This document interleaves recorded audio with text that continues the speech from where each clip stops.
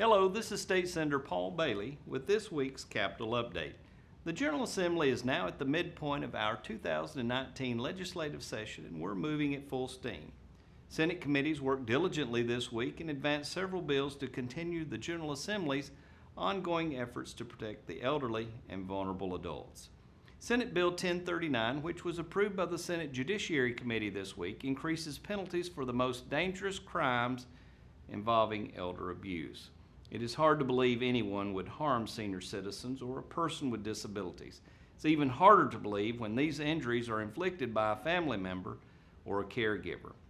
However, according to the U.S. Bureau of Justice Statistics, more than 9% of seniors nationwide will experience some type of abuse, and these statistics reflect only the crimes reported, which is why elder abuse is called the silent crisis.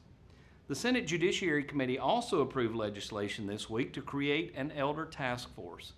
Senate Bill 199 calls for the task force to see what further improvements can be made to the Tennessee Adult Protection Act to keep vulnerable adults safe from financial exploitation. Like physical abuse of the elderly, financial exploitation is believed to be substantially underreported.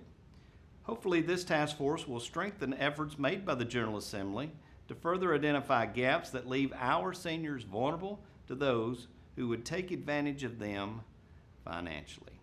Other legislation that aims to provide aid to elderly adults includes a bill seeking to more effectively address Alzheimer's disease and its impact on Tennesseans.